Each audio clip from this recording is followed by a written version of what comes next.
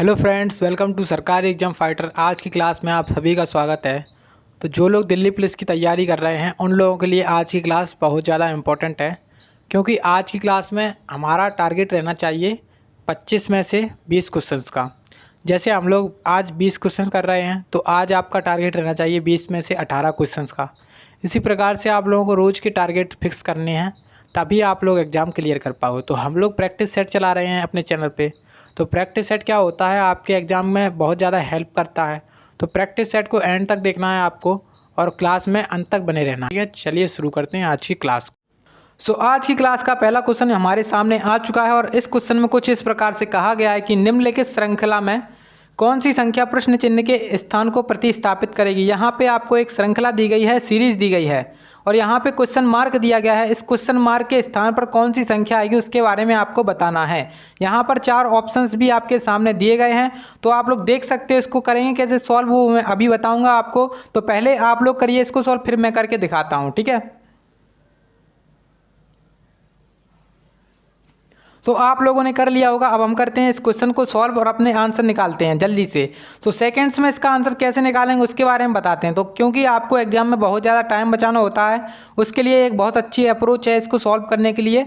तो देखिए, पहले लिखा है हमारे पास 3, फिर उसके बाद लिखा है 7, फिर उसके बाद 22 लिखा है, ठीक है। उसके बाद लिखा है 45, उसके बाद 136, उसके बाद क्या लिखा है क्वेश्चन मार्क।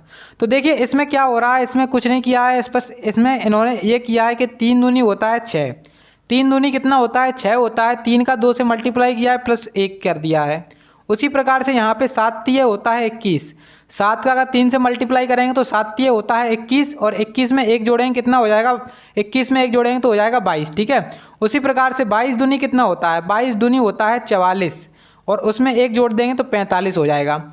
उसी प्रकार से अगर 145 इंटू 3 करेंगे, कितना 145 इंटू 3 करेंगे तो हो जाएगा 135 और 135 में 1 जोड़ देंगे तो कितना हो जाएगा 136। मतलब इसमें किया क्या जा रहा है, इसमें इस प्रकार से कर रहे हैं। देखिए अब पहली स्टेप में इन्होंने क्या किया था, पहली स्टेप में इन्होंने 2 से मल्टीप्लाई किया 1 जोड़ा, दूसरी स्टेप में 3 से मल्टीप्लाई किया फिर 1 जोड़ा और तीसरी स्टेप में क्या किया, तीसरी स्टेप में फिर से 2 से मल्टीप्लाई किया फिर 1 जोड़ा, फोर्थ स्टेप में क्या किया, फिर से 3 से मल्टीप्लाई किया और फिर 1 जोड़ा। अब देखिए अब क्या करना पड़ेगा, अब 2 से मल्टीप्लाई करना पड़ेगा, क्योंकि देखिए अल्टरनेट चल रहे हैं, क्योंकि पहले 2 का हो रहा है फिर 3 का हो रहा है फिर 2 का हो रहा है फिर 3 का हो रहा है। तो इसके बाद कितने का होगा, 2 का होगा। अब 136 में 2 का करेंगे मल्टीप्लाई तो 272 होगा, ठीक है। 272 होगा, उसमें 1 को जोड़ेंगे तो 273 हो जाएगा, 273।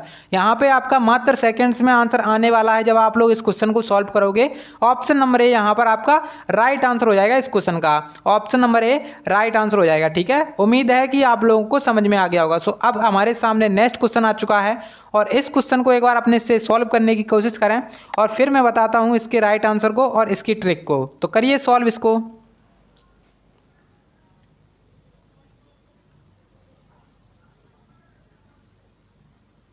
तो चलिए करते हैं हम इस क्वेश्चन को सॉल्व। देखिए इस क्वेश्चन में कुछ इस प्रकार से कहा जा रहा है कि एक विशिष्ट कूट भाषा में एक निश्चित कूट भाषा है, उसमें स्क्वायर को कुछ इस प्रकार से कोड कर रहे हैं, उसी प्रकार से राइट को कोड इस प्रकार से कर रहे हैं और हमें बताना है किसका कोड, सबटेल का। तो एस सबटेल का कोड किस प्रकार से निकालेंगे। तो देखिए सबसे पहले तो आपको देखना है इसको गौर से। तो जैसे आप लोग मात्र इसको सेकंड्स में कैसे करोगे उसके बारे में बताएंगे। तो देखिए जैसे एस लिखा है, यहाँ पर भी एस लिखा है और इसका कोड इन्होंने लिखा है 7, तो 7 से ही स्टार्ट करेंगे। तो पहले हम सबटाइल लिख ले रहे हैं SUBTL और E। तो देखिए सबटाइल लिख लिया हमने। अब देखिए एस अपना यहाँ पे 7 कोड है एस का, तो 7 उतार लेंगे। उसके बाद यू का कोड कितना है, यू का कोड है 5, तो 5 उतार लेंगे। अब देखिए शुरुआत में ऑप्शन में किस में 7 और 5 आ रहा है, अब देखिए इसमें नहीं आ रहा है और इसमें नहीं आ रहा है, तो मतलब ये दोनों ऑप्शन हमारे हट जाएंगे, ये दोनों गलत हो जाएंगे। उसके बाद इसमें आ रहा है और इसमें आ रहा है। अब देखिए क्या करेंगे, अभी हमें बी का देखेंगे तो हमें यहाँ पे बी दिख रहा है, तो बी में यहाँ पर जो देखिए जैसे हमने देखा राइट में कहीं बी नहीं मिल रहा है और यहाँ पर जैसे हमने देखा स्क्वायर, इसमें भी बी नहीं है, तो इसको अभी छोड़ दो, ब्लैंक छोड़ दो इसको, ठीक है। उसके बाद हमने देखा यहाँ पे टी और यहाँ पर टी देखा और यहाँ पर टी देखा राइट में टी लिखा है जिसका कोड क्या है 6 है, जिसका कोड क्या है 6 है। अब देखिए यहाँ पे ये जो ऑप्शन नंबर डी है इसमें क्या 6 दिख रहा है, आपको कहीं नहीं दिख रहा है, तो ये तो हो गया है गलत। मतलब बचा कौन सा रह गया ऑप्शन बचा रह गया option number C. Option number जो सी बचा रह गया है आपका वही राइट आंसर हो जाएगा। क्या राइट आंसर हो जाएगा, ऑप्शन नंबर सी यहाँ पे आपका राइट आंसर हो जाएगा, ठीक है। चलिए सो अब आपके सामने नेक्स्ट क्वेश्चन आ चुका है और नेक्स्ट क्वेश्चन में कुछ इस प्रकार से कह रहे हैं कि निम्न संबंध को पहचान कर सही विकल्प का चयन कीजिए। यहाँ पे आपको इन दोनों के बीच में कुछ संबंध दिया गया है, वही संबंध यहीं पर दिया गया है और इसके बीच में निकालना है स्वीटिंग का संबंध किससे होगा, तो वो आपको बताना है। तो पहले आप लोग करिए, फिर इसकी ट्रिक्स बताते हैं कि इसको कैसे सॉल्व करना है आपको एग्जाम में जब आपके सामने कोई ऐसा क्वेश्चन आए। ठीक है, तो कर लीजिए आप लोग पहले सॉल्व।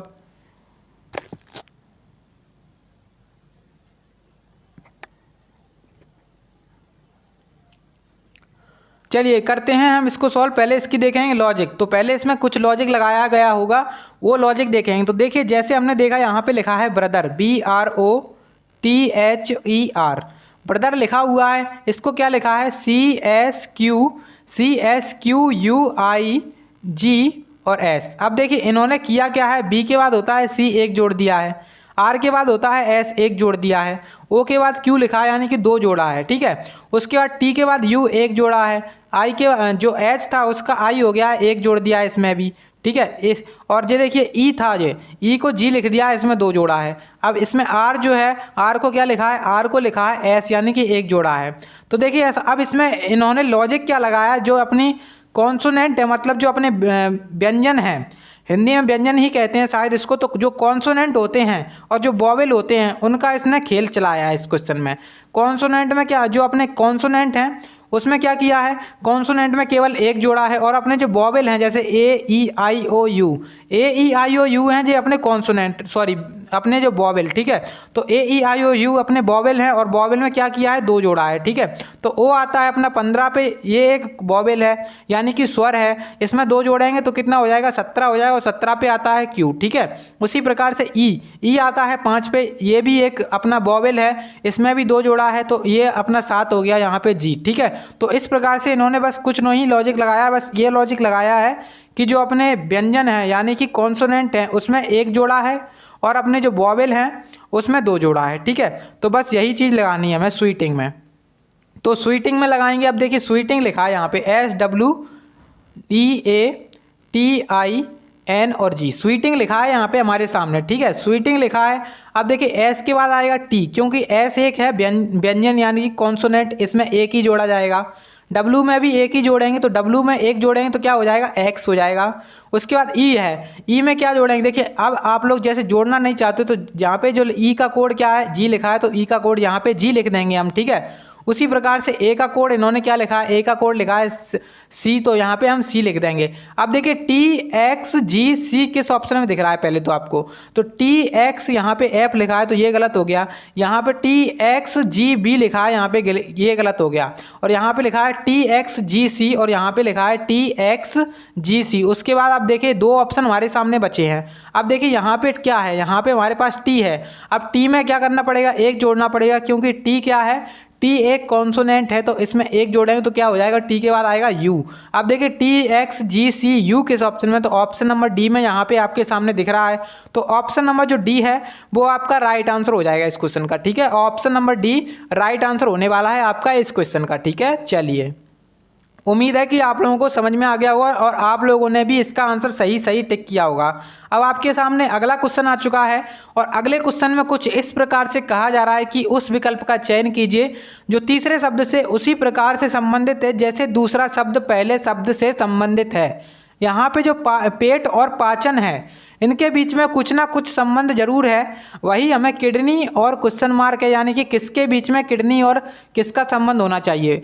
देखिए जैसे हमने देखा यहाँ पे पेट और पाचन लिखा हुआ है, तो जो पाचन तंत्र होता है, पाचन तंत्र का एक भाग होता है, एक अंग होता है पेट। ठीक है, उसी प्रकार से अपना जो किडनी होता है वो किसका अंग होता है, उत्सर्जन तंत्र का अंग होता है। ठीक है, तो यहाँ पे जो उत्सर्जन तंत्र है ऑप्शन नंबर D है इस क्वेश्चन का राइट आंसर हो जाएगा। ऑप्शन नंबर D यहाँ पर इस क्वेश्चन का राइट आंसर हो जाएगा। ठीक है, चलिए यहाँ पे अपना अगला क्वेश्चन आ चुका है और अगले क्वेश्चन में कुछ इस प्रकार से आपसे कहा जा रहा है कि विकल्पों में से 4 अंक दिए गए हैं। क्या कह रहे हैं कि विकल्पों में 4 संख्याएं दी गई हैं जिनमें से 3 किसी न किसी रूप से एक जैसे हैं और एक भिन्न है, उस संख्या का चयन करें जो भिन्न है। तो यहाँ पे हमको बताना क्या है, सबसे पहले तो आप लोग एक इस क्वेश्चन के पूछने के तरीके देख लीजिए।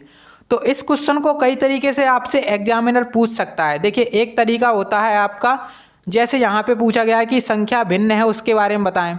और एक तरीका होता है आपका कि सबसे अलग, यानी कि सबसे अलग के बारे में बताएं, या फिर आपसे पूछ सकता है कि बेजोड़ के बारे में बताएं। तो आपको घबराना नहीं है, तीनों में एक ही काम करना है, सबसे अलग बताना है, ठीक है। तो जैसे हमने देखा यहाँ पे 643, 131 और 557 और 562, तो इसमें से सबसे अलग क्या होना चाहिए आपके हिसाब से? तो देखिए इसमें से जो सबसे अलग होना चाहिए आपके हिसाब से, तो यहाँ पे राइट आंसर क्या होना चाहिए? 562। क्यों आंसर 562 क्यों होना चाहिए वो बताते हैं। तो जैसे हमने देखा 562 को अगर हम इसको 2 से डिवाइड करें तो 2 से डिवाइड जा रहा है क्या? इसमें बिल्कुल चला जाएगा, इसमें 2 से डिवाइड, ठीक है। क्यों, कितना हो जाएगा? तो 2 से डिवाइड जैसे देंगे हम तो इसमें चला जाएगा। लेकिन अगर हम इसमें किसी से भाग दें, या फिर 643 या फिर 557, इन तीनों में किसी से भाग नहीं जाएगा। मतलब ये संख्याएं क्या हैं? अभाज्य संख्याएं हैं, ठीक है, अभाज्य संख्याएं। इंग्लिश में इनको प्राइम नंबर्स भी कहते हैं, प्राइम नंबर्स हैं ये तीनों संख्याएं प्राइम नंबर्स हैं। बल्कि जो अपनी ऑप्शन सी है वो एक अपनी यहाँ पे प्राइम नंबर नहीं है, यानी कि अभाज्य संख्या नहीं है। तो राइट आंसर का क्या हो जाएगा? हमें सबसे अलग बताना था, तो सबसे अलग अपना ऑप्शन नंबर सी है, क्योंकि यह एक अभाज्य संख्या नहीं है। तो यहाँ पे right answer option number C हो जाएगा इस क्वेश्चन का, यानी कि 562, ठीक है। चलिए अब हमारे सामने आ चुका है नेक्स्ट क्वेश्चन, और नेक्स्ट क्वेश्चन में कह रहे हैं कि चार्जर जो दिया गया है, बर्ड चार्जर एक शब्द दिया गया है, इसको किस प्रकार से कोड कह रहे हैं? 129 के रूप में कोडबद्ध किया गया है। तो HINGES, तो हिंगस का कोड क्या होगा उसके बारे में हमें बताना है। तो आपके सामने कुछ इस प्रकार से ऑप्शंस भी दिए गए हैं। तो देखिए चार्जर में कुछ इस प्रकार से किया गया है। पहले तो आप लोग जब भी कोई ऐसा क्वेश्चन आए तो सीधा सीधा आपको क्या करना है, इसमें 2 ही तरीके लगते हैं। एक तरीका होता है, इसमें क्या होता है, एक तरीका तो वो बताते हैं पहले। तो एक तरीका इसमें होता है जो इसके नंबर्स होते हैं, मतलब C आता है 3 पे, H आता है 8 पे, A आता है 1 पे। तो इन सभी को ऐड कर लो तो उससे काम हो जाएगा, ठीक है, उससे काम हो जाएगा। जब आपका उससे काम नहीं हो तो आपको क्या करना है, इनको उल्टे, मतलब इनके जो विपरीत वर्ण हैं, अपोजिट शब्द हैं, उनको लेना है, ठीक है। जैसे हमने C का ले लिया X, तो C का X हो जाएगा, और H का क्या होता है? S होता है। A का क्या होता है? Z होता है। R का क्या होता है? R का होता है I। G का क्या होता है? G का होता है T। E का क्या होता है? E का होता है V। और R का क्या होता है? R का I होता है, ठीक है। अब देखिए इनके नंबर्स को ऐड करें तो X आता है 24 पे, S आता है 19 पे, और Z आता है अपना 26 पे, और I आता है 9 पे, और T आता है अपना 20 पे, और जो 22 पे आता है अपना V, और I आता है फिर से 9 पे। अब देखिए इन सबको जैसे हमने ऐड किया तो जैसे 24 यहाँ पे है, 26 यहाँ पे है, ठीक है। तो 24 और 26 कितने हो जाएंगे? 24 और 26 हो जाएंगे 50, ठीक है। और 50 और 20 कितना हो गया? 50 और 20 हो गया 70 हो गया। अब 70 और 20 कितना हो जाएगा? 90, और 90 में 2 जोड़ेंगे तो हो जाएगा 92। अब 92 और यहाँ पे 18 ये हो गया, तो 92 और 8 और 10 तो 110 ये हो गया, और 110 में 19 जोड़ देंगे तो 129 हो जाएगा। मतलब इसमें इन्होंने क्या किया है, तो 24, मतलब इनका जो चार्जर दिया गया था पहले हमें दिया गया था चार्जर, अब इनका अपोजिट क्या था? X था C का, H का S था, A का Z था, और I का R का कितना था? R का था I, और G का था T, और E का था V, और R का क्या था? R का था I। तो देखिए 24 था, जो 24 जो अपना था, 24 में क्या हुआ था? 24 में जैसे X आता है 24 पे, उसी को लिख लिया था। तो इस प्रकार के क्वेश्चन में आपको बस यही करना है, ठीक है। तो और एक टिप बता देना चाहता हूँ, जैसे आप लोग इस प्रकार के क्वेश्चन को करना चाहते हो एग्जाम में टाइम टू टाइम, मतलब आपको बहुत कम समय लगाना है इस क्वेश्चन में, तो आपको कुछ बस एक काम करना पड़ेगा, थोड़ी सी मेहनत को बढ़ाना पड़ेगा। और आपको क्या करना पड़ेगा, इनके जो लेटर्स के नंबर हैं, मतलब जैसे C आता है 3 पे और R आता है 18 पे, इस प्रकार से आपको ऐसे करके याद कर लेने हैं। बिल्कुल आपको मुँह जुबानी याद होने चाहिए, ठीक है। जैसे मैं अभी आपके सामने बोल दूं कि H 8 पे आता है, I 9 पे, N 14 पे, G 7 पे, E 5 पे, S 19 पे, तो इस प्रकार से आपको याद होने चाहिए, ठीक है। और उसी प्रकार से आपको इनके अपोजिट्स के भी याद होने चाहिए, मतलब C का अपोजिट X, H का अपोजिट S, A का अपोजिट Z, तो आपको याद होने चाहिए, तभी आप लोग इस प्रकार से कर पाओगे। मतलब बहुत जल्दी आपको करना पड़ेगा एग्जाम में, क्योंकि टाइम बहुत ज़्यादा बचाना होता है, और आप लोग अगर टाइम मेंटेन नहीं कर पाते हो तो वही स्टूडेंट वहीं पर फेल हो जाते हैं, ठीक है। क्योंकि स्टूडेंट को आता सब कुछ है, लेकिन क्या कहता है वो पेपर से लौटने के बाद ये कहता है कि मेरा टाइम कम पड़ गया था, तो इस वजह से आपको क्या करना है, थोड़ी मेहनत को बढ़ाना है, ठीक है।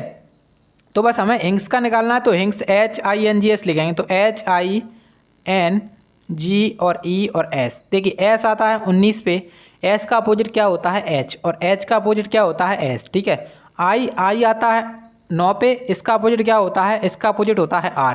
इसको आप लोग ऐसे याद कर सकते हो, इंडियन रेलवे, इंडियन से I हो जाएगा, रेलवे से R हो जाएगा, तो ये एक दूसरे के अपोजिट हैं।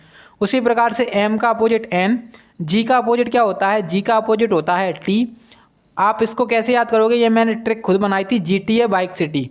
आपने कभी ना कभी गेम के बारे में सुना ही होगा, ठीक है, कुछ लोगों ने इसे खेला भी होगा, GTA बाइक सिटी। तो GT आप लोग GT कर सकते हो, या फिर आप लोग कर सकते हो ग्रांड ट्रंक रोड, जो शेरशाह सूरी के द्वारा बनवाई गई थी, GT रोड जिसको कहते हैं, तो ग्रांड ट्रंक रोड, इसको ऐसे भी याद कर सकते हो, या फिर GTA बाइक सिटी। तो GTA बाइक सिटी मुझे थोड़ा आसान लगता है, क्योंकि आप लोगों को थोड़ा इंटरेस्ट हो जाता है उसमें GT से, ठीक है। तो GT से आप लोग GT याद कर लेना। और E का अपोजिट क्या होता है, E का अपोजिट होता है V। अब देखिए इनके नंबर्स को लिखना है और ऐड करना है, तो S आता है 19 पे, R आता है 18 पे, M आता है अपना 13 पे, T आता है 20 पे, V आता है 22 पे, H आता है अपना 8 पे। अब देखिए इसको कैसे ऐड करें, तो 22 और 8 होगा 30, ठीक है, 30 और 20 हो जाएंगे 50, 30 और 20 50 हो जाएंगे, 50 और 13 हो जाएंगे 63, 63 में 8 जोड़ाएंगे तो कितना हो जाएगा, 63 में 8 जोड़ेंगे तो हो जाएगा 71, और 71 और 10 कितना हो जाएगा, 71 और 10 हो जाएगा 81। अब 81 में जोड़ेंगे 19, 81 और 19। अब देखिए यहाँ पे 9 और 1 10 हो जाएगा हासिल, यहाँ पे 1 आ जाएगी, तो यहाँ पे जो राइट आंसर है वो क्या हो जाएगा, 100 हो जाएगा, ठीक है। मतलब जो हिंग्स का कोड पूछा गया था हमसे, तो वो हिंग्स का कोड क्या हो जाएगा, ऑप्शन नंबर डी यानी कि 100। तो ऑप्शन नंबर डी यहाँ पे इसका राइट आंसर हो जाएगा 100, ठीक है। उम्मीद है कि आप लोगों को समझ में आ गया होगा। सो अब हमारे सामने नेक्स्ट क्वेश्चन है, तो इस क्वेश्चन को एक बार सॉल्व करने की कोशिश करें। यहाँ पे आपके सामने क्वेश्चन दिया गया है कि गणितीय संकेतों के सही संयोजन का चयन कीजिए, और जो क्रमिक रूप से जो स्टार दिया गया है आपको वहाँ पे चिन्हों को चेंज करके देखना है, ठीक है।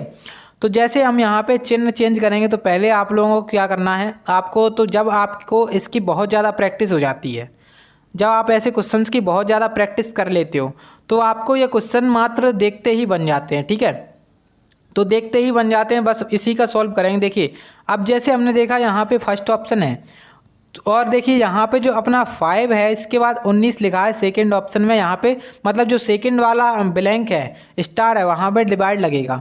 तो अगर पहले ऑप्शन के हिसाब से चलेंगे तो यहाँ पे डिवाइड लगना चाहिए, और 5 का अगर 5 से 19 5 का अगर 19, अरे क्या कह रहा हूँ मैं, 19 जैसे हमारे पास 19 है, और 5 में अगर 19 से भाग देंगे तो पूरा पूरा नहीं जाएगा, तो मतलब ये आप पहले इसको छोड़ दो, ठीक है। उसके बाद सेकंड ऑप्शन उठाया, तो देखिए सेकंड ऑप्शन में अभी डिवाइड अपना सेकंड नंबर पे है, यानी कि यहीं पे आएगा, और 5 से जब 19 से डिवाइड करेंगे 5 को, तो पूरा भाग नहीं जाएगा, तो इसको भी छोड़ दो अभी आप, ठीक है।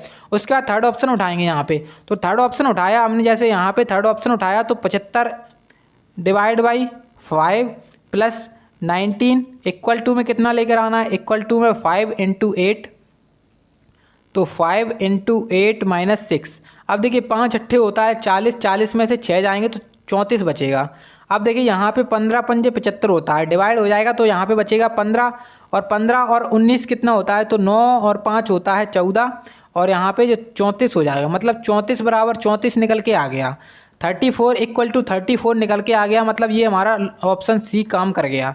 ऑप्शन सी यहाँ पे आपका काम कर जाएगा, ऑप्शन नंबर सी इसका राइट आंसर हो जाएगा, ठीक है।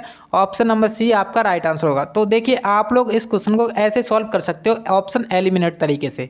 ऑप्शन एलिमिनेट मैंने अभी आपको बताया कि डिवाइड आपको सबसे पहले देखना है कि डिवाइड हमारा जोन सी पोजीशन पे आएगा। तो आपको मेनली 90% वही होता है कि जैसे आप लोग जैसे डिवाइड अगर पूरा पूरा नहीं जाए तो आप लोगों को पहले वो ऑप्शन छोड़ देना है, ठीक है, अगला ऑप्शन ट्राई करना है, और जिसमें डिवाइड जा रहा है पूरा पूरा तो एक बार उसको चेक कर लो, ठीक है, बस उसी से राइट आंसर आ जाएगा, ठीक है। सो अब नेक्स्ट क्वेश्चन की तरफ बढ़ते हैं यहाँ पे। सो अब हमारे सामने आ चुका है अगला क्वेश्चन, और अगले क्वेश्चन में कह रहे हैं कि कथन दिया गया है और निष्कर्ष दिए गए हैं। यहाँ पे आपको कथन और निष्कर्ष दिए गए हैं, आपको कथन और निष्कर्ष के बारे में बताना है। तो चलिए बताते हैं इस कथन को और निष्कर्ष को कि कौन सा निष्कर्ष सही है और कौन सा निष्कर्ष गलत है। तो देखिए यहाँ पे पहला कथन दिया गया है कि सभी लड़कियाँ क्या हैं, नर्तक हैं। तो जो लड़की हैं गर्ल्स क्या हैं, सभी गर्ल्स हैं जो नर्तक हैं, ठीक है। उसके बाद कह रहे हैं कि कुछ नर्तक लड़के हैं, कुछ नर्तक क्या हैं, बॉयज़ हैं। उसके बाद कह रहे हैं कि कोई लड़का क्या नहीं है, लड़की नहीं है, तो कोई लड़का खिलाड़ी नहीं है, कोई लड़का क्या नहीं है, खिलाड़ी नहीं, तो जो अपना प्लेयर्स हैं इनको अलग कर दो साइड में।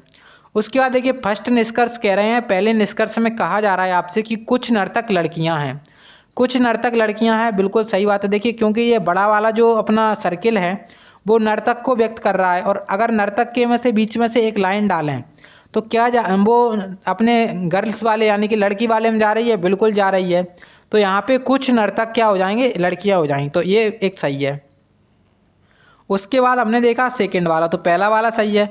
उसके बाद हमने देखा सेकंड वाला कि कुछ खिलाड़ी लड़के हैं, कुछ खिलाड़ी, यहाँ पे प्लेयर्स हैं, यहाँ पे लड़के हैं। यहाँ पे साफ साफ मना किया गया है कि कोई लड़का खिलाड़ी नहीं है, उसी प्रकार से कोई भी खिलाड़ी लड़का नहीं होगा, तो यहाँ पे ये गलत हो जाएगा।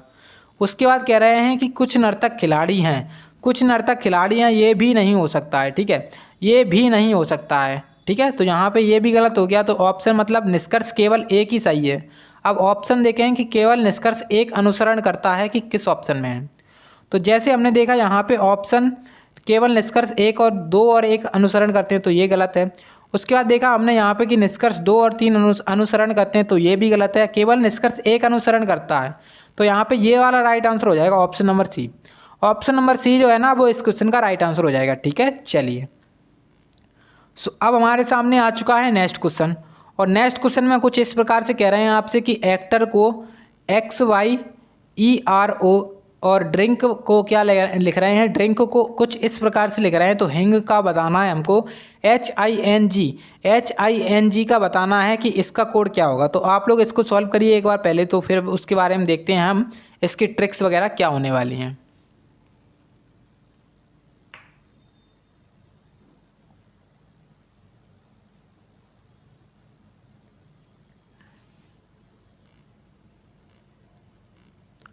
तो चलिए देखिए यहाँ पे हमारे सामने लिखा है पहले तो एक्टर लिखा है, तो इसको पहले नोट कर लेते हैं कि एक्टर को कुछ किस प्रकार से इन्होंने कोड किया है। तो ACTOR, तो एक्टर लिखा है। उसके बाद लिखा है XYE, उसके बाद यहाँ पे क्या लिखा है, यहाँ पे लिखा है यहाँ पे R लिखा है और यहाँ पे लिखा है O। अब देखिए यहाँ पे तो आपको सीधा सीधा दिख रहा है कि यहाँ पे क्रॉस कर दिया है इन्होंने, कुछ नहीं किया है, मतलब जो लास्ट के 2 लेटर्स हैं उनको आपस में क्रॉस कर दिया है, चेंज कर दिया है, ठीक है। अब देखिए यहाँ पे जो टी है अपना, टी से यहाँ पर भी क्रॉस पैटर्न लगाया है, लेकिन कुछ अलग पैटर्न लगाया है। टी से यहाँ पे क्रॉस करके +4 जोड़ दिया है, टी आता है 20 पे और X आता है अपना 24 पे, तो यहाँ पर +4 हुआ है। उसके बाद अपना C आता है 29 या फिर 3 कह सकते हो आपको, और 3 यानी कि 29 में से अगर 4 घटाएंगे तो 25 बचेगा, और 25 पे आता है 22, यानी कि यहाँ पे 4 घटाया गया है। उसके बाद ए में 4 जोड़ा गया है, तभी तो यहाँ पे ई आया है, क्योंकि ए आता है 1 पे, ई आता है 5 पे, तो 1 में अगर 4 जोड़ेंगे तो 5 हो जाएगा। तो मस्त इसमें इन्होंने किया क्या है, पहले दूसरे तीसरे में क्या किया है, जो पहला लेटर दूसरा लेटर तीसरा लेटर था इनमें इन्होंने क्रॉस तरीका लगाया है, और पहले में +4 जोड़ा है। सेकेंड में जो अपना है, मतलब जो लास्ट वाला चल के आया था जो पहले स्थान पर था उसमें +4 जोड़ा है, और लास्ट वाले में भी +4 किया है, और बीच वाले में क्या किया है -4, और लास्ट वाले जो 2 बचे हैं लास्ट के उनको आपस में क्रॉस कर दिया है, ठीक है। तो बस यही चीज़ यहाँ पर भी दिखाई गई है, आप लोग देख सकते हो यहाँ पर DRINK लिखा है, DRINK लिखा है, तो के आ जाएगा इधर, एन आ जाएगा इधर। अब ये इधर जाएगा, ये इधर जाएगा, तो आई में अगर हम 4 जोड़ेंगे, आई आता है 9 पे, और 9 पे 4 जोड़ेंगे तो 13 पे आएगा M। उसी प्रकार से D आता है 4 पे, 4 में 4 जोड़ेंगे तो 8 हो जाएगा, तो 8 पे आता है H। अब जो अपना यहाँ पे हटाना पड़ेगा, यानी कि 4 को घटाना पड़ेगा, तो 18 में से 4 घटाएंगे, यानी कि R 18 पे आता है, तो 18 में से 4 जाएगा, 14 बचेगा, 14 पे आता है N। तो यही चीज़ इन्होंने लिखी है MNHKN। तो इस प्रकार से आपको लॉजिक समझ में आ गया होगा, तो बस लॉजिक समझ में आ गया है तो बस इसको सॉल्व कर लो। तो HING, और यहाँ पे एक और चीज़ लिखी हुई थी, एक और चीज़ यहाँ पे लिखी हुई थी, वो क्या थी, तो वो शायद यहाँ पे ई थी, तो HINGE, ठीक है। तो HINGE कर लो आप लोग, ठीक है। तो ई अपना इधर आ जाएगा और जी अपना इधर आ जाएगा, ठीक है। उसके बाद देखिए अब इधर जाएगा, ये इधर जाएगा। तो n में अगर 4 जोड़ेंगे हम, n में अगर 4 जोड़ेंगे, n हमारा 14 पे आता है, 14 में 4 जोड़ेंगे तो 18, और 18 पे क्या आएगा r, और h में 4 जोड़ेंगे तो 12 हो जाएगा, क्योंकि 8 और 4 कितने होता है 12, और 12 पे l आएगा, i में से 4 घटाना पड़ेगा, यहाँ पे e बचेगा। तो देखिए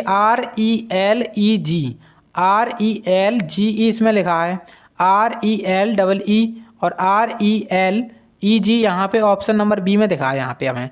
तो ऑप्शन नंबर जो बी है यहाँ पे इस राइट आंसर हो जाएगा, ठीक है। ऑप्शन नंबर बी इसका राइट आंसर होने वाला है, बिल्कुल ठीक है। ऑप्शन नंबर जो बी निकला है इसका राइट आंसर हो जाएगा, ठीक है। उम्मीद है कि आप लोगों को जो मैंने लॉजिक बताया वो आप लोगों को समझ में आ गया होगा। सो अब हमारे सामने आ चुका है क्वेश्चन नंबर 10। और इसमें क्वेश्चन में यहाँ पे आपको बस क्या करना है, ये क्वेश्चन मार्क मतलब सॉरी यहाँ पे जो ब्लैंक शब्द दिए गए हैं, ब्लैंक स्थान दिए गए, खाली स्थान दिए गए हैं, उनके जगह पे आपको भरना है बस। तो बस भरेंगे यहाँ पे। देखिए जैसे यहाँ पे लिखा है जंबल, जंबल नहीं सॉरी, यहाँ पे कुछ इस प्रकार से लिखा है।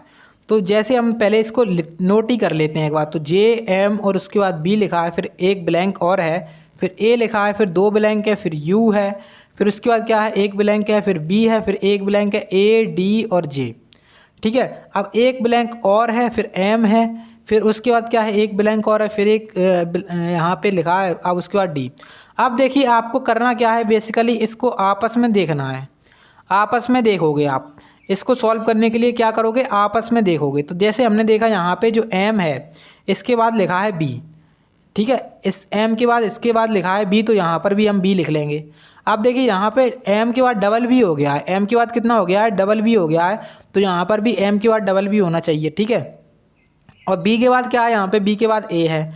तो बस एक सीरीज आपको नज़र आती हुई दिख रही होगी MBBA, यहाँ तक तो आपको दिख गया, ठीक है। अब M के पहले हमें यहाँ पे देखना है। तो देखिए यहाँ पे जैसे हमारे पास B था और यहाँ पर अगर हम B कर दें तो यहाँ पे हमें मजबूरी में M करना पड़ेगा। अब देखिए हमें समझ में आ गई एक पूरी सीरीज। तो यहाँ पे क्या लगने वाला है, देखिए यहाँ पे अपने पास है U और M के पहले यहाँ पे जो U लगा है तो यहाँ पर भी लगाना पड़ेगा और यहाँ पर भी लगाना पड़ेगा, ठीक है। तो यहाँ पे आपके सामने एक सीरीज चल के आ रही है JUMBBA। अब देखिए यहाँ से फिर से स्टार्ट करेंगे, J जो अपना U है जो हमने यहाँ पे भरा हुआ है, लेकिन अभी हमने देखा है कि A के बाद क्या है D है, तो A के बाद D यहाँ पर आ जाएगा। अब यहाँ से स्टार्ट होगा फिर से JUMBBA, ठीक है। फिर उसके बाद D लिखा है, फिर उसके बाद यहाँ से J से स्टार्ट हुआ है JUMBBA, ठीक है। अब देखिए हमने भरा क्या है वो देखते हैं यहाँ पे।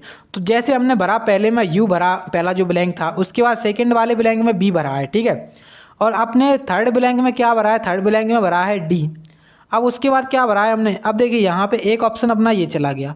उसके बाद हमने जो फोर्थ ब्लैंक था उसमें क्या भरा है, J भरा है, फिर U भरा है, ठीक है। U भरा है क्या हमने, U नहीं भरा है, क्योंकि यहाँ पे U तो दिया ही गया था, M भरा है यहाँ पे हमने, ठीक है। तो JBDJM, तो UBDJM किस ऑप्शन में, पहले तो ये देखो आप लोग, तो UBDJM इसमें भी है, UBDJM इसमें भी है, UBDJM इसमें भी है। अभी हमें और चेक करना पड़ेगा कि हमने आगे तक क्या भरा है। तो देखिए यहाँ पे हमने भरा था M के बाद क्या भरा, अगला जो ब्लैंक था उसमें भरा था B। उसके बाद हमने भरा यहाँ पे क्या ADJ हमें दिया गया था, उसके बाद हमने भरा U, ठीक है। अब उसके बाद हमने एक B भरा था, फिर एक A भरा था, फिर उसके बाद D भरा था। D तो लिखा ही था हमारे सामने। तो देखिए यहाँ पे अब क्या निकल के आया, तो M के बाद U आना चाहिए, M के बाद क्या आना चाहिए, M के बाद हमने क्या भरा था, M के बाद यहाँ पे B भरा था, ठीक है। तो B अपना ये यहाँ पर है, फिर उसके बाद U है। तो देखिए B के बाद U इसमें नहीं है तो ये चला गया। अब देखिए B के बाद U, फिर उसके बाद B, फिर A, इस B के बाद U, फिर उसके बाद B, फिर A। तो ऑप्शन नंबर जो C है यहाँ पे, ऑप्शन नंबर C में साफ साफ दिख रहा है यहाँ पे राइट आंसर हो जाएगा ऑप्शन नंबर C। ये वाला भी चला जाएगा बचा, ऑप्शन नंबर C यहाँ पे राइट आंसर हो जाएगा। देखिए इस क्वेश्चन को क्या होता है, जब तक आप लोग खुद से सॉल्व नहीं करोगे, कितना भी कोई समझा ले, तब तक आपको समझ में नहीं आएगा। तो आप लोगों को क्या करना है, पहले तो इस क्वेश्चन को एक बार अच्छे से नोट कर लो, ठीक है। आपको नोट कर लेना है इस क्वेश्चन को और अच्छे से गौर से देखना है यहाँ पे, ठीक है। जैसे यहाँ पे A के बाद D है, तो आपको जहाँ जहाँ A दिखे उसके बाद D लगा देना है, ठीक है। तो इस प्रकार से आपको सॉल्व करना होता है इस क्वेश्चन को। तो उम्मीद है कि आप लोगों को समझ में आ गया होगा, ठीक है। सो अब यहाँ पे आ चुका है क्वेश्चन नंबर 11 और क्वेश्चन नंबर 11 में कुछ इस प्रकार से कह रहे हैं कि BED जो बेड है उसको कुछ इस प्रकार से कोड किया गया है और हमें DIG का कोड पूछ रहे हैं कि DIG का कोड क्या है। तो बहुत आसान क्वेश्चन है जब आप लोग को लॉजिक समझ में आ जाता है, और अगर लॉजिक समझ में नहीं आता है तो बहुत कठिन क्वेश्चन है। तो दो प्रकार होते हैं, क्योंकि जो पढ़ने वाला स्टूडेंट होता है उसको लॉजिक समझ में आ जाता है तो वो कहता है कि बहुत आसान क्वेश्चन आया था, और जो एक स्टूडेंट होता है जिसको लॉजिक समझ में नहीं आता है वो कहता है कि पेपर बहुत टफ था। तो दोनों की पढ़ाई में अंतर था कि नहीं? तो बस लॉजिक का अंतर होता है। आप लोग लॉजिक पहचान लेते हो तो सवाल बहुत सरल है, और लॉजिक नहीं पहचान पाते हो तो सवाल बहुत कठिन है। ठीक है, तो जैसे यहाँ पे लिखा है हमारे सामने BED, तो B आता है अपना 2 पे। तो मैंने अभी बताया था आपको पिछले क्वेश्चंस में कि आपको सबसे पहले तो इनके नंबर से याद होने चाहिए। जैसे B आता है 2 पे, E आता है 5 पे और D आता है 4 पे। अगर हम इसका यहाँ पे देखें, कोड लिखा है इन्होंने 4, 25 और 16। तो 4, 25 और 16 यहाँ पे हमें साफ साफ दिख रहा है कि 4 का स्क्वायर किया है यहाँ पे, और 5 का भी स्क्वायर किया है 25 होता है, 2 का स्क्वायर होता है 4, 2 का स्क्वायर 4, 4 जो 5 है 5 का स्क्वायर 25, उसी प्रकार से 4 का स्क्वायर 16। तो इस प्रकार से कोड कर दिया है इन्होंने। तो भाई हमें D का निकालना है, DIG का, DIG। तो G आता है 7 पे, I आता है 9 पे और D आता है अपना कितने पे? D आता है अपना 4 पे। अब देखिए 4 का स्क्वायर करेंगे तो 4 का स्क्वायर हो जाएगा 16, तो एक ऑप्शन अपना ये चला गया, इसमें 25 है शुरू में। उसके बाद 9 का स्क्वायर होता है 81, तो 81 यहाँ पे ये चला जाएगा, ये भी चला जाएगा, बचा कौन सा रह गया? Option number D। Option number D यहाँ पे बचा रह गया। 7 का स्क्वायर निकालें तो 7 का स्क्वायर होता है 49। तो देख सकते हो यहाँ पे 16, 81, 49, तो 16, 81, 49 ऑप्शन नंबर जो D है यहाँ पे आपका राइट आंसर हो जाएगा। ठीक है, option number D right answer हो जाएगा इस क्वेश्चन का। ठीक है, चलिए अब हमारे सामने आ चुका है नेक्स्ट क्वेश्चन, और नेक्स्ट क्वेश्चन में आपसे कुछ कह रहे हैं कि उस विकल्प का चयन कीजिए जो तीसरी संख्या से उसी प्रकार से संबंधित है जिस प्रकार से दूसरी संख्या पहली संख्या से संबंधित है और छठवीं संख्या पांचवी संख्या से संबंधित है। तो देखिए जो क्वेश्चन मार्क यहाँ पे दिया गया है, क्वेश्चन मार्क, वो हमें बताना है यहाँ पे कि क्वेश्चन मार्क के स्थान पे क्या आएगा। तो देखिए इसमें और इसमें जो संबंध है वही इसमें और इसमें है, और वही इसमें और जो अपना निकलने वाला है आंसर उसमें भी होगा। तो भाई हमें आंसर ही तो निकालना है कि आंसर इसका क्या होगा। तो आप लोग पहले निकालिए, फिर मैं बताता हूँ इसकी ट्रिक, इसका लॉजिक क्या लग रहा है इसमें लॉजिक।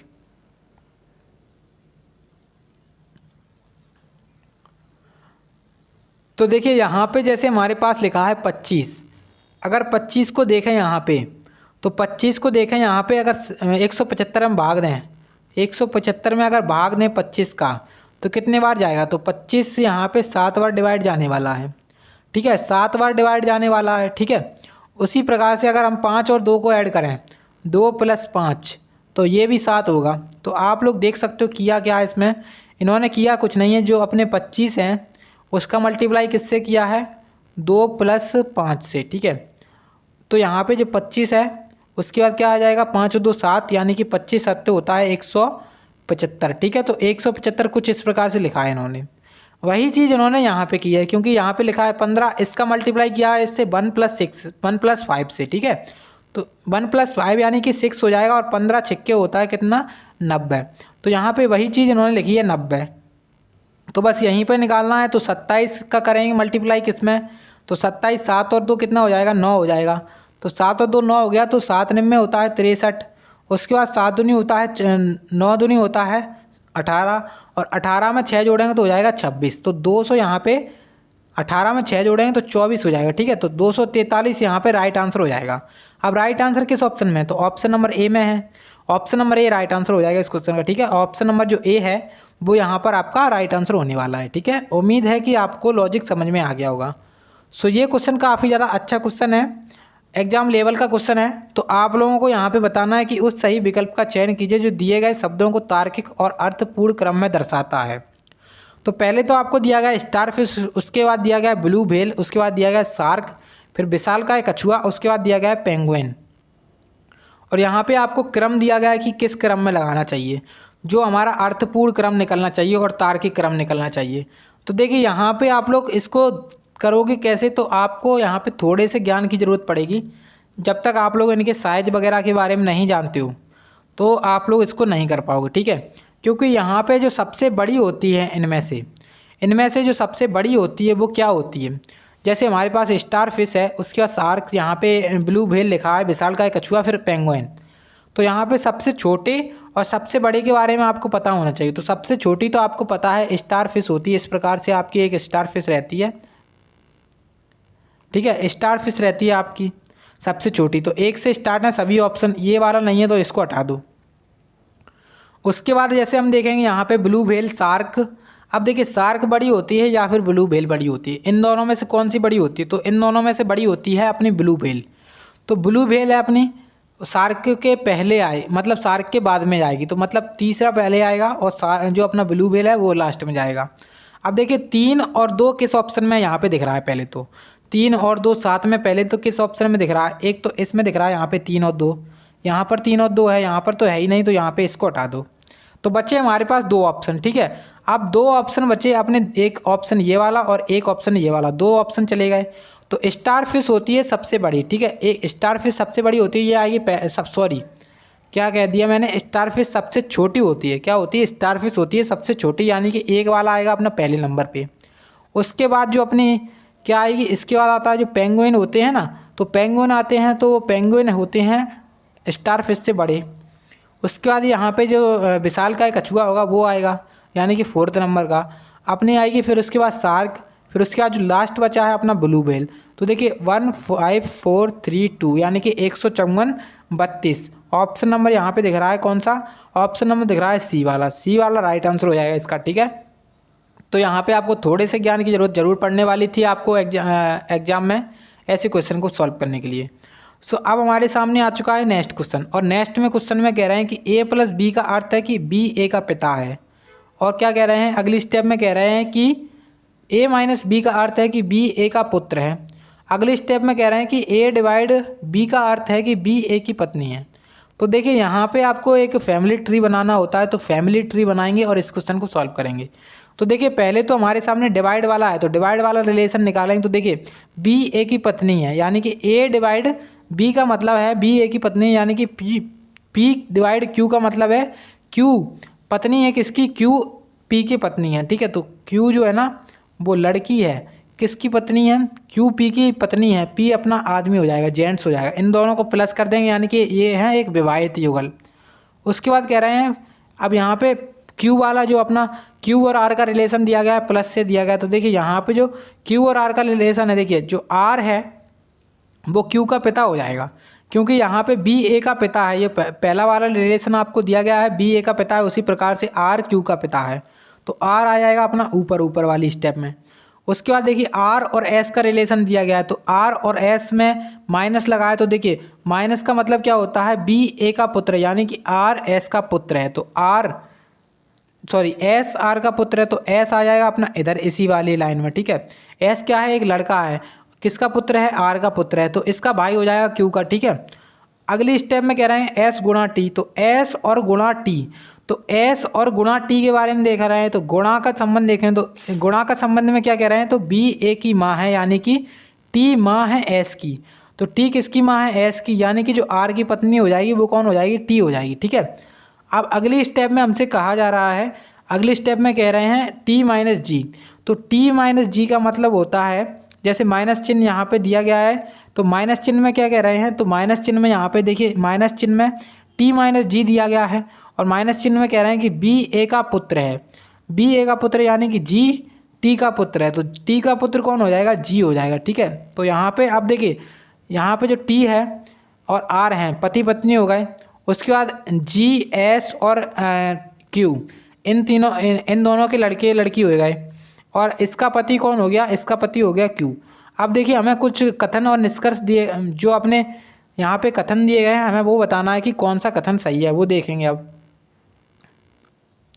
तो देखिए अब पहले यहाँ पे क्या कह रहा है? तो देखिए पहले मैं आपको एक चित्र बना के दिखा देता हूँ। तो हमारा चित्र कुछ इस प्रकार से बना था कि टी यहाँ पे था, इसका पति था आर, ठीक है। इन दोनों की एक लड़की थी, लड़की का नाम था क्यू, क्यू की शादी हुई थी पी से, हमने देख लिया था अभी, ठीक है। अब यहाँ पे इन दोनों के एक लड़के था, एक जी था एक एस था। तो यहाँ पे आप देखिए पहले में कह रहे हैं कि क्यू जी की बहन है, क्यू बहन है जी की, बिल्कुल सही बात है, और जी अपना तो पहला वाला सही है। उसके बाद कह रहे हैं कि पी टी का दामाद है। देखिए टी का दामाद, टी की बेटी कौन है? टी की बेटी है क्यू, क्यू का पति कौन है? क्यू का पति है पी यहाँ पे, मतलब तो यहाँ पे जो दामाद हो जाएगा, टी का दामाद हो जाएगा कौन? पी। तो ये भी बिल्कुल सही है। उसके बाद थर्ड में कह रहे हैं कि एस पी की पत्नी का भाई है। जो एस है वो पी की पत्नी का भाई है, तो पी की पत्नी कौन है? क्यू है, और क्यू का भाई कौन है? एस है। ये भी बिल्कुल सही है, मतलब तीनों सही हैं। तो यहाँ पे ऑप्शन डी में दिख रहा है 1, 2 और 3, तो तीनों सही हैं। Right answer option number D हो जाएगा इस क्वेश्चन का, ठीक है। Option number D right answer हो जाएगा इस क्वेश्चन का। अब हमारे सामने आ चुका है नेक्स्ट क्वेश्चन, और नेक्स्ट में कुछ इस प्रकार से कहा जा रहा है, आपसे निर्देश दिए गए हैं और पहले यहाँ पे प्रश्न में 2 कथन दिए गए हैं, एक अभिकथन और एक कारण शामिल है।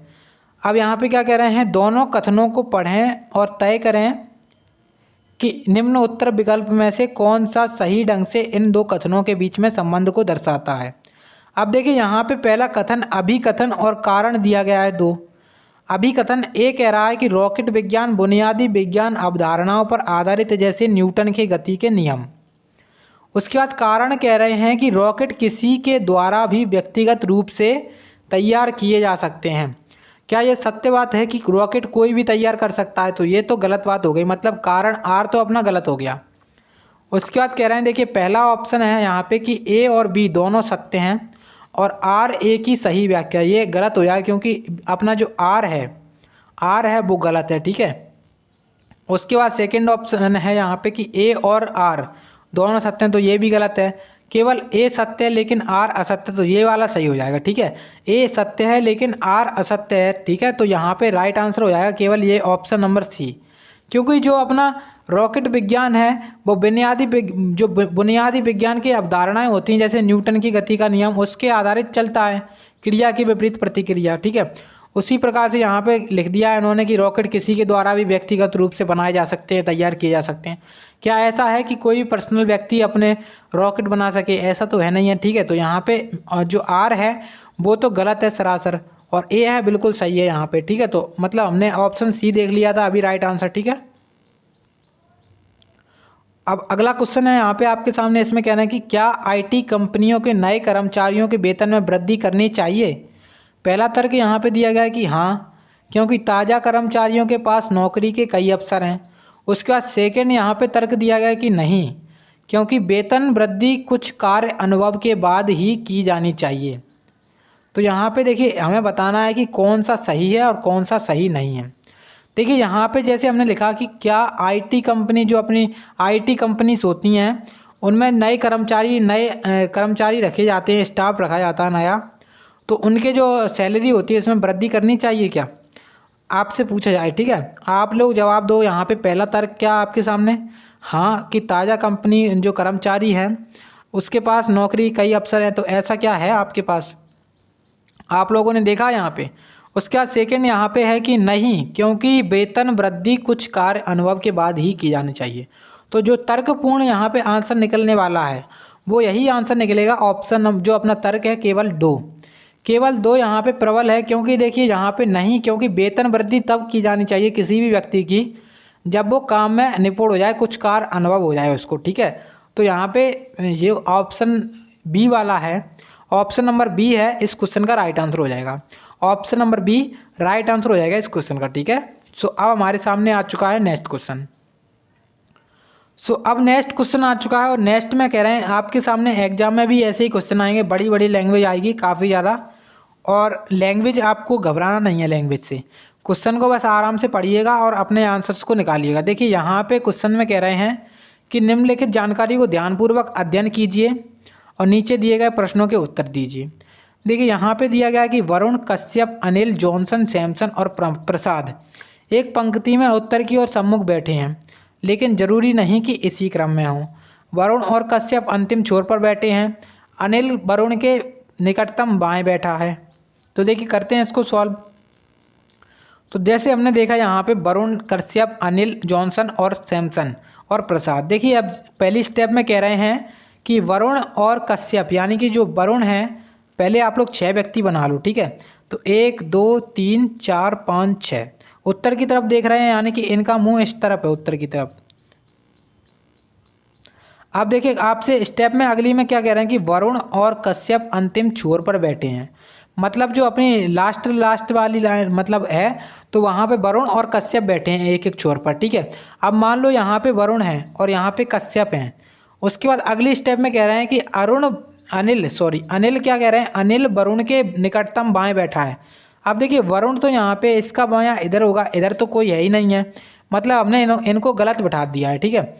मतलब यहाँ पे हमें यहाँ पे किसको बिठाना चाहिए था, कश्यप को यहाँ पे बिठाना चाहिए था वरुण को, ठीक है। अब इसका निकटतम बाएं कौन सा है, अनिल है, इसका निकटतम बाएं है अनिल। उसके बाद देखिए अब अगली स्टेप में कह रहे हैं कि अनिल और सैमसन के बीच में केवल एक व्यक्ति बैठा है, मतलब जो अनिल है और सैमसन है इसके बीच में केवल एक व्यक्ति यहाँ पे बैठा है। उसके बाद कह रहे हैं कि जॉनसन कश्यप का निकटतम पड़ोसी नहीं है, मतलब यहाँ पे जॉनसन नहीं बैठ सकता है, तो जॉनसन को यहाँ पे बैठा दो, ठीक है। अब बचा कौन रह गया, अपना बचा रह गया प्रसाद। तो इसका जो डायग्राम सही तरीके से बन के आएगा, क्या बन के आएगा, पहले के, फिर उसके बाद पी, फिर उसके बाद एस, फिर उसके बाद क्या हो जाएगा, फिर उसके बाद हो जाएगा अपना जो यहाँ पे हमने बिठाया था जॉनसन को, फिर उसके बाद ए हो जाएगा, फिर उसके बाद हो जाएगा बी। अब देखिए ये चीज़ निकल के आई। अब हमें बताना है क्वेश्चन के आंसर। तो कश्यप के निकटतम दाएं कौन बैठा है, तो ये क्वेश्चन आपके सामने दिया गया है कि कश्यप के निकटतम दाएं, जो कश्यप है इसके निकटतम दाएं कौन है, प्रसाद। प्रसाद यहाँ पे राइट आंसर हो जाएगा इस क्वेश्चन का, प्रसाद ऑप्शन नंबर बी में है, ऑप्शन नंबर बी यहाँ पर इस क्वेश्चन का राइट आंसर हो जाएगा, ठीक है। उम्मीद है कि आप लोगों को समझ में आ गया होगा। तो देखिए अब कथन और निष्कर्ष से एक और क्वेश्चन आ चुका है। तो कथन और निष्कर्ष से आपके 2 क्वेश्चन बनने वाले हैं, आप लोग 100% मान के चलें, ठीक है। उसके बाद आपकी आ जाती है non verbal reasoning. Non verbal reasoning से आपके लगभग 4 से 5 क्वेश्चंस बनते हैं, ठीक है, क्योंकि आपका एग्जाम जो होता है 25 नंबर का होता है रीजनिंग का। अगर आप लोग Delhi police head constable ministerial की बात करो तो, ठीक है, तो 25 नंबर के क्वेश्चंस में आपके 4 से 5 क्वेश्चन नॉन वर्बल के बन जाते हैं, यानी कि आकृतियाँ दी हुई होती हैं, उनमें से आपको कुछ ना कुछ लॉजिक लगा करके आपको नई आकृति देखनी होती है। तो देखिए अब यहाँ पे जो कथन दिया गया है, हमें कथन क्या दिया गया है कि कुछ मुर्गी क्या है, पेन है।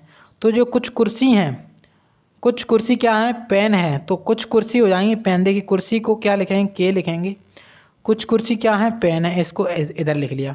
उसके बाद कह रहे हैं कि कुछ कुर्सी क्या है, कफ है, तो कुछ कुर्सी क्या है, CUP, कप हो जाएंगी। कुछ पेन के बारे में बोला जा रहा है, मैं क्या बोल रहा हूँ यहाँ पे, तो यहाँ पे जो कुछ पेन है, कुछ पेन है यहाँ पे, कुछ पेन के बारे में क्या कह रहे हैं, कुछ पेन क्या है, कप है, ठीक है। अगली स्टेप में कह रहे हैं कि सभी कप मेज हैं, जितने भी कप हैं वो क्या हैं, जितने भी कप हैं वो क्या है, मेज यानी कि टेबल हैं। अब देखिए पहला निष्कर्ष दिया गया है कि कुछ मेज कुर्सी हैं, कुछ मेज कुर्सी हैं। देखिए ये हो सकता था, 100% नहीं है, और हमें वो आंसर लगाना है जो 100% गारंटी होता है, क्योंकि देखिए जो मेज वाला है इधर होकर भी जा सकता था लेकिन गया नहीं है।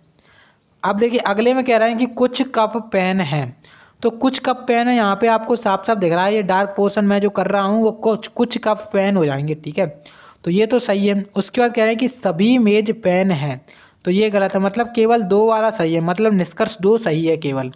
तो यहाँ पे आप देखेंगे ऑप्शंस को, तो देखिए पहले ऑप्शन में दिखा है कि केवल निष्कर्ष 2 अनुसरण करता, तो यही हमारा राइट आंसर हो जाएगा, क्योंकि केवल निष्कर्ष 2 ही सही था, तो इस वजह से राइट आंसर केवल निष्कर्ष 2 हो जाएगा यहाँ पे, ऑप्शन नंबर ए, ठीक है। चलिए अब हमारे सामने आ चुका है नेक्स्ट क्वेश्चन, और नेक्स्ट क्वेश्चन में कह रहे हैं कि ये भी काफ़ी ज़्यादा अच्छा क्वेश्चन है, और इसमें कह रहे हैं कि एक निश्चित कूट भाषा में 157 का अर्थ पेरेंट्स लव किड्स है, ठीक है। उसके बाद कह रहे हैं कि जो अपना 619 है इसका अर्थ क्या है, लव वर्ड्स नाइस, और उसके बाद अगली स्टेप में कह रहे हैं कि 952 का अर्थ है पेरेंट्स लाइक वर्ड्स। तब समान कूट भाषा में नाइस का कोड बताना है, तो नाइस का कोड क्या है। तो देखिए यहाँ पे हमें पहले करना क्या होता है, कॉमन ढूंढना पड़ता है। तो देखिए जैसे हमने यहाँ पे देखा कॉमन है लव, इसमें भी लव है, ठीक है। अब इन दोनों में कॉमन क्या है, इन दोनों में कॉमन है यहाँ पे 1, मतलब जो लव का कोड निकल के आया वो लव का कोड क्या निकल के आया, 1 निकल के आया, ठीक है।